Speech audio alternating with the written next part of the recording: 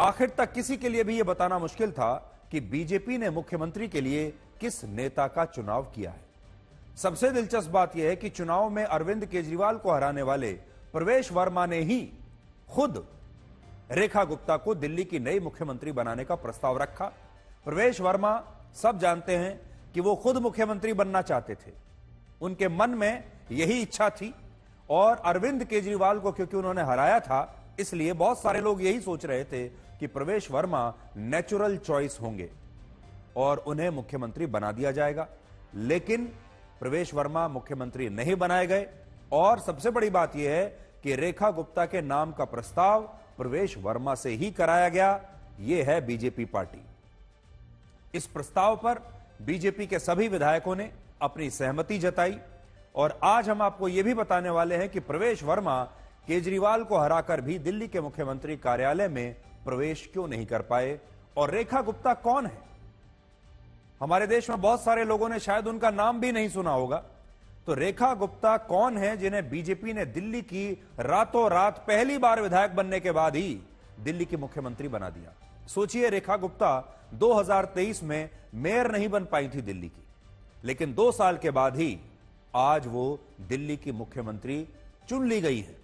कितनी बड़ी बात है। रेखा गुप्ता से भी हमारे देश की महिलाएं आज बहुत कुछ सीख सकती हैं। रेखा गुप्ता को अब पहले आप जान लीजिए, रेखा गुप्ता हैं कौन।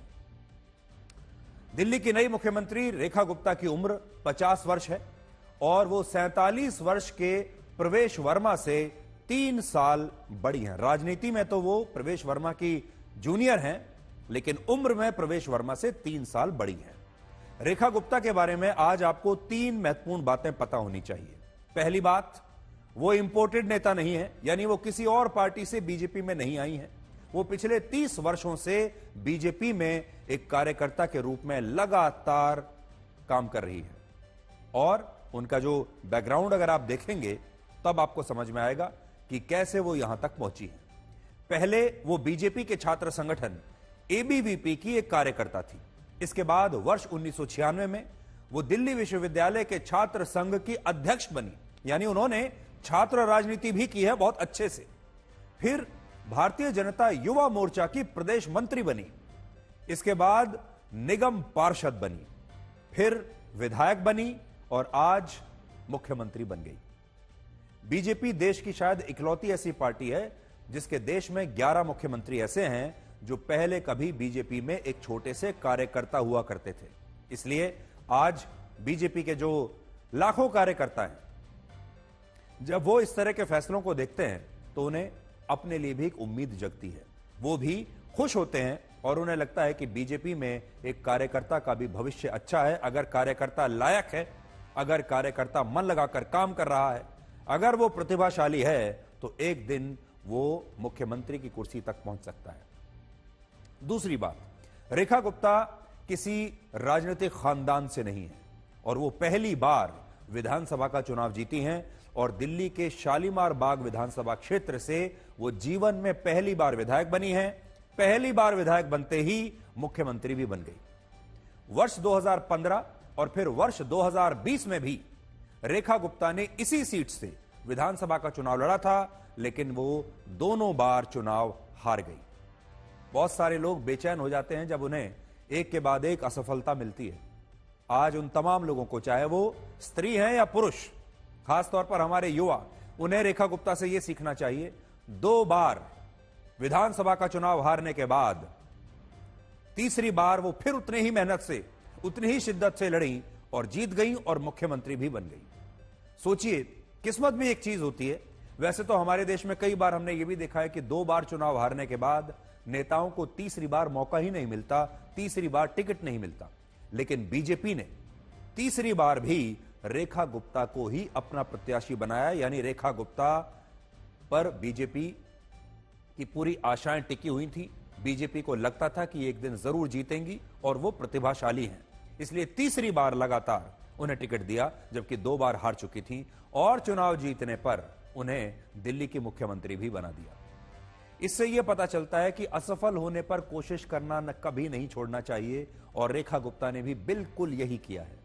दिलचस्प बात यह है कि पिछले साल रेखा गुप्ता दिल्ली के नगर निगम में दिल्ली के मेयर का चुनाव भी हार गई थी, लेकिन 2 साल बाद आज वो दिल्ली की मुख्यमंत्री बनकर वापस लौटी हैं, विधायक बनकर वापस लौटी हैं। और इसी को हम कहते हैं समय का चक्र। और ये समय का जो चक्र है ये घूमता रहता है। बहुत सारे लोग इसकी वजह से निराश भी हो जाते हैं, उम्मीद खो देते हैं, लेकिन देखिए जो समय का चक्र है जब ये पूरा घूमता है तो फिर सब कुछ बदल कर रख देता है। और तीसरी बात यह है कि रेखा गुप्ता दिल्ली की पहली नहीं बल्कि चौथी महिला मुख्यमंत्री होंगी। दिल्ली में एक पुरानी परंपरा रही है महिला मुख्यमंत्रियों की। पहली मुख्यमंत्री दिल्ली की सुषमा स्वराज थी, जिन्हें बीजेपी ने ही मुख्यमंत्री बनाया था। दूसरी मुख्यमंत्री महिला शीला दीक्षित थी। तीसरी आम आदमी पार्टी के नेता आतिशी थी, जो अब चुनाव के समय जब चुनाव हुए थे तो वो मुख्यमंत्री थी। और अब चौथी बार दिल्ली को एक महिला मुख्यमंत्री मिल रही हैं, जिनका नाम है रेखा गुप्ता। बड़ी बात यह है कि इनमें शीला दीक्षित अकेली ऐसी नेता थी जिन्हें चुनाव जीतने के बाद मुख्यमंत्री बनाया गया था और 15 वर्षों तक दिल्ली में उनकी सरकार रही, उनका शासन रहा। और अब रेखा गुप्ता शीला दीक्षित के बाद दूसरी ऐसी महिला मुख्यमंत्री होंगी जो चुनाव जीतने के बाद मुख्यमंत्री बनेंगी। और यहां आपको यह बात पता होनी चाहिए कि जब दिल्ली में कोई महिला चुनाव जीतने के बाद 5 साल के लिए मुख्यमंत्री बनती है तो फिर उसकी पारी बहुत लंबी चलती है। जो बाकी की महिला मुख्यमंत्री रहीं, सुषमा स्वराज और आतिशी, वो चुनाव जीतते ही मुख्यमंत्री नहीं बनी, बल्कि उन्हें बाद में मुख्यमंत्री बनाया गया और दोनों ही सिर्फ कुछ महीनों के लिए ही मुख्यमंत्री बन पाई। रेखा गुप्ता बनिया समुदाय से आती हैं, जो अगड़ी जाति में माने जाते हैं। और दिल्ली में इस समुदाय की जो संख्या है, दिल्ली की जनसंख्या में, वो है 8%। नोट करने वाली बात यह है कि प्रवेश वर्मा जिस जाट समुदाय से आते हैं, उनकी आबादी भी दिल्ली में 8% ही है।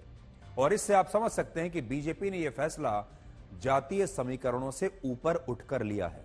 और इस फैसले में आपको प्रधानमंत्री मोदी की महिला सशक्तिकरण की नीति की छाप साफ दिखाई देगी। और इससे यह पता चलेगा कि बीजेपी आने वाले भविष्य में महिला सशक्तिकरण पर कितना ज्यादा जोर देने वाली है। बीजेपी अगर प्रवेश वर्मा को मुख्यमंत्री बनाती तो वो सिर्फ एक जाति के एक वर्ग को शायद साध पाती। जैसे 8% जाट हैं दिल्ली में, हो सकता है जाट समुदाय बहुत खुश हो जाता। देश भर में भी जो जाट समुदाय के लोग हैं वो प्रवेश वर्मा को मुख्यमंत्री की कुर्सी पर देखकर बहुत खुश हो जाते। ये बात सही है, लेकिन रेखा गुप्ता को मुख्यमंत्री बनाकर बीजेपी ने दिल्ली की 1 करोड़ महिलाओं को साधने का काम किया है, उन्हें खुश कर दिया है, उनको राजनीति में एक प्रतिनिधित्व दिया है दिल्ली की 1 करोड़ महिलाओं को। और इस फैसले से बीजेपी ने पूरे भारत की 70 करोड़ महिलाओं को भी एक बहुत ही खास संदेश देने की कोशिश की है। इसलिए बीजेपी ने ये जो काम किया है, जो फैसला किया है, इससे बीजेपी को दिल्ली में तो फायदा होगा ही। दिल्ली की 1 करोड़ महिलाएं खुश होंगी कि किसी महिला को दिल्ली का मुख्यमंत्री बनाया गया है, लेकिन इस देश में जो 70 करोड़ महिलाएं हैं वो भी इस फैसले से प्रभावित होंगी। इस घोषणा के बाद अब देश में 2 महिला मुख्यमंत्री हो गई हैं। एक है पश्चिम बंगाल की मुख्यमंत्री ममता बनर्जी और दूसरी हैं दिल्ली की नई मुख्यमंत्री रेखा गुप्ता। बड़ी बात यह है कि प्रधानमंत्री मोदी के शासन में पहली बार ऐसा हुआ है जब बीजेपी ने किसी राज्य में चुनाव जीतकर एक महिला को मुख्यमंत्री बनाया है।